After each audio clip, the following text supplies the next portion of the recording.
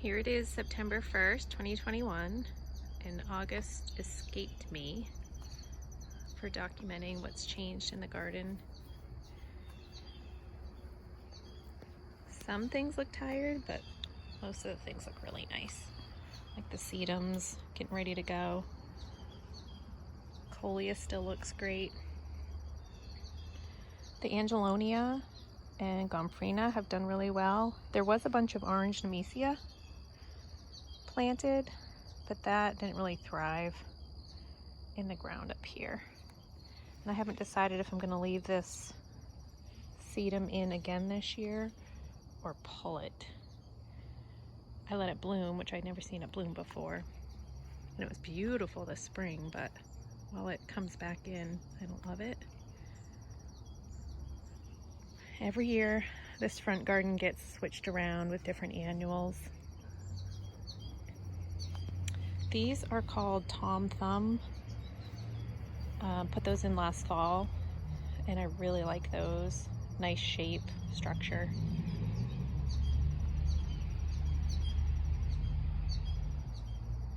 Senesio's looking a little tired. I pulled out some of the annuals that were just looking scraggly.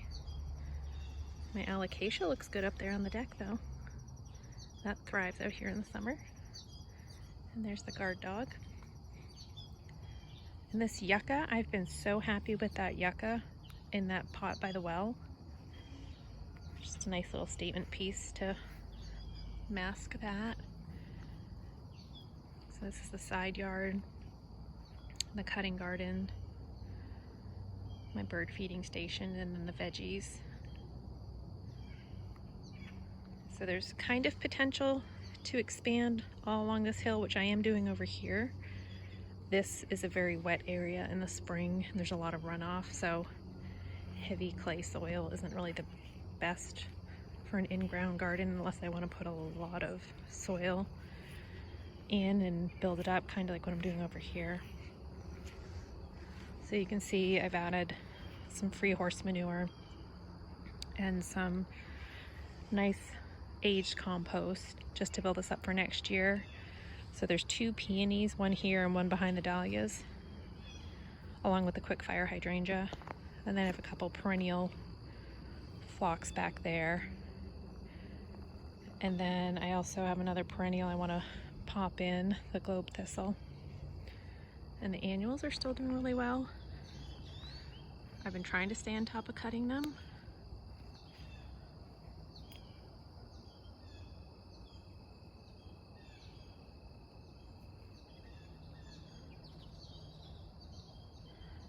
It's kind of interesting. I selected the zinnia varieties I wanted to start from seed, and I don't know if I really like having specific colors or just doing the assortments that I usually do. It's kind of fun to see what you get.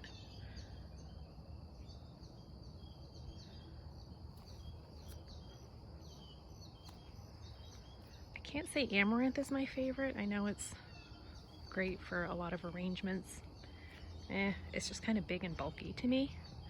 It's neat, but not the best for me personally. And these are the sunflowers the deer had eaten at the beginning of the season, and they branched out and made some cute ones. And this monster, very aggressive, but it looks great from afar. Finally, I got my act together for this little DIY hog panel arch and planted my sweet autumn clematis.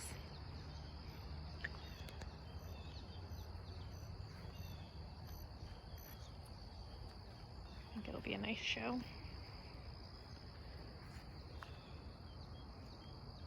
So we'll see. I have nothing to lose. It's just an unused part of the yard, trying to pretty it up. And yes, it's an arch going to nowhere but the wood line where the dog runs. And that's okay.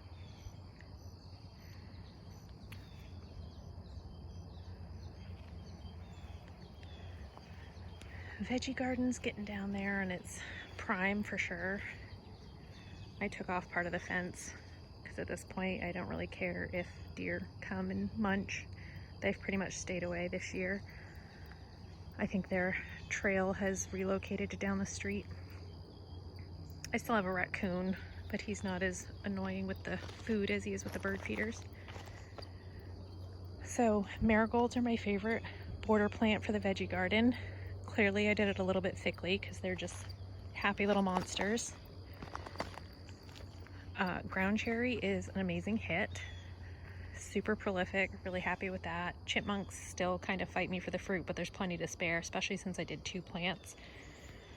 Doesn't love being in a pot, but I couldn't handle having something this massive taking over the garden in 2 spots. It's just gigantic. And then my cherry tomatoes, this is the sweetie variety. It's been awesome. Like, I've literally had to cut branches off of it because it's just so prolific and sprawling and I don't need it to take over. Tithonia has been a pleasure. It's just like a lovely orange backdrop from the house. Cucumbers still squeaking out a little bit of fruit. Picked my last zucchini. I'm gonna pull that this week.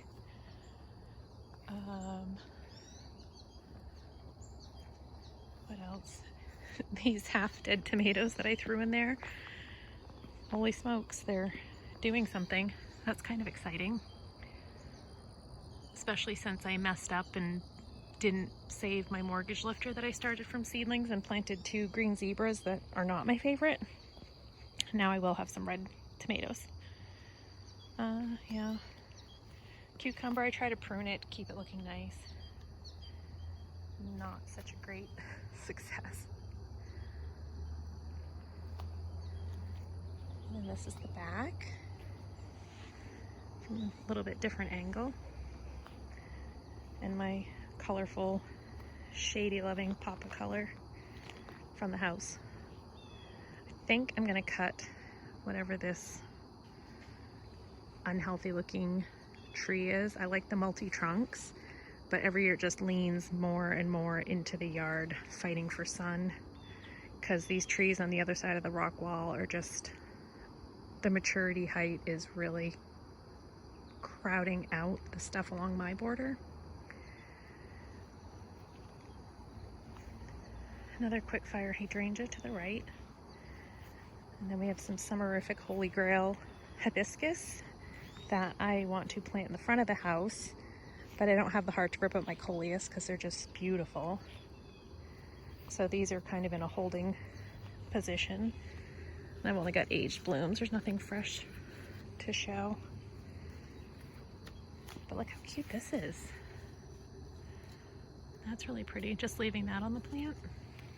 So I'm excited about those because they will get large and bushy and either replace that coleus in the front of the house that I just showed or accent the vertigo pennisetum, the really tall black grass. Then we have a dappled willow that doesn't really love being here, but it's in a holding spot. And these are the Yuki cherry Deutzia. Those were half dead when I planted those. I'm gonna keep this in the pot, the loose strife, per everyone's recommendations on how aggressive it is. Cardinal flower, I missed its peak bloom, but I have a little bit I can kind of share. It's really neat.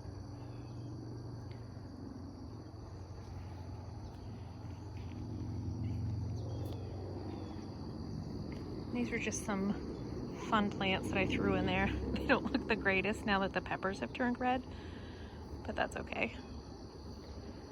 These have been completely maintenance free, these 2 planters that I did. I'm just letting them go wild and I'm okay with that. And most of my ground cover foliage that I'm in love with, I believe the Cool is a Cucumber Hosta. That was the new one I planted this year. And that's Lime Zinger Hucarella. I'll try to put a clip in at the end that shows the tags of most of the plants, at least all the ones I've saved. I do have permanent markers in the ground for a lot of these, so I know the variety name. Kind of here's an example. I like to do that, and that way I don't weed the plants out in the spring, and I kind of remember where the perennials all are. It's not the most aesthetically pleasing, but honestly, this is my garden and it doesn't bother me. I try to hide it, and as the plants grow up, they cover it usually.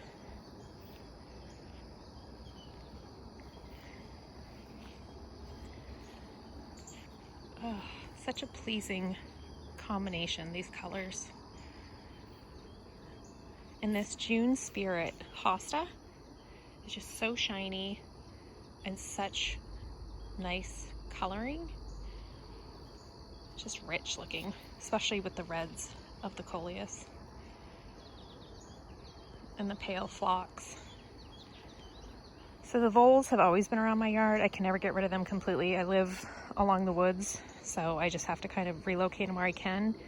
Little butt heads destroyed my blue ivory hosta, which I loved because it was white and a nice blue variegation. So I will be replacing that because that coloring just fit perfectly with all the other greens that I have in here. So mad. This is brother Stefan Hosta. That's Big Daddy, the green one in the back. I have no idea what this hosta is. I've divided it multiple times. It's large, but it's kind of upright. It's not super draping down. And I am obviously not a hosta expert, and trying to identify a hosta from online forums and stuff is damn near impossible for me. So if anybody has a suggestion, I feel like it's a pretty common one, and it's really prolific. Like I said, I've divided it multiple times, and that was a division when I planted it.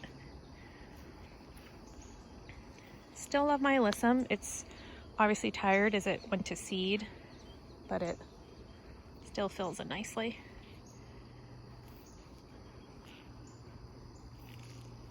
And I added this guy in, and I'm going to add this one in, which I already made the tag for it. So we'll see in the spring how they come back. Kind of ratty down here, but colorful at the same time. So September 1st, things are still looking good. It's still been really, really warm. And we're expecting a tropical storm to hit tomorrow. So things will be weighted down and a bit tattered after the rain. I'm still enjoying everything and still developing as we go.